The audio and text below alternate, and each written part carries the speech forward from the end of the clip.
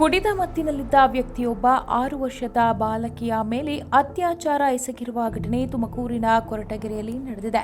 ಲೈಂಗಿಕ ದೌರ್ಜನ್ಯ, ಅತ್ಯಾಚಾರ ಇವೆಲ್ಲಕ್ಕೂ ಕೊನೆ ಯಾವಾಗ? ಇಂಥ ಪರಿಸ್ಥಿತಿಯಲ್ಲಿ ಸರ್ಕಾರವನ್ನ ದೂರಬೇಕಾ ಅಥವಾ ಈ ಕಾಮುಕರನ್ನು ದೂರಬೇಕಾ ಅನ್ನೋದು ತಿಳಿದಿಲ್ಲ. ಈ ಅತ್ಯಾಚಾರ ಮಾಡೋ ಕಾಮುಕರಿಗೆ ಸರಿಯಾದ ಶಿಕ್ಷೆ ಯಾವಾಗ ಸಿಗುತ್ತೆ ಅನ್ನೋದು ಎಲ್ಲರಲ್ಲಿ ಇರುವ ಒಂದು ಅನುಮಾನ. ಕಟ್ಟುನಿಟ್ಟಿನ ಕಠಿಣ ಶಿಕ್ಷೆ ಆಗ್ತಿದ್ರೆ ಕಾಮುಕ ಬಿಡಿ, ಕುಡಿದ ಕಾಮುಕನು ಎಚ್ಚೆತ್ತುಕೊಳ್ಳುತ್ತಾನೆ.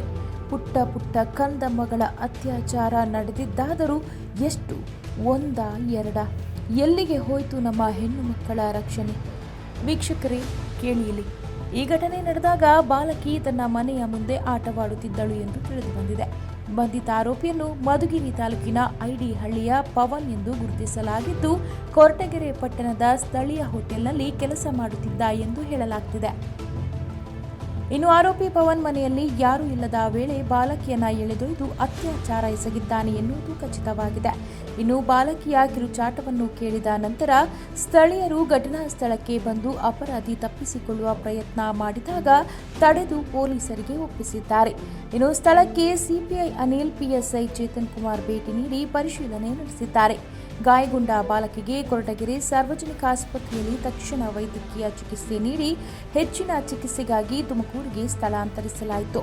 ಕೊರಟಗೆರೆ ಪೊಲೀಸ್ ಠಾಣೆಯಲ್ಲಿ ಪೋಕ್ಸೋ ಅಡಿಯಲ್ಲಿ ಪ್ರಕರಣ ಕೂಡ ದಾಖಲಾಗಿದೆ.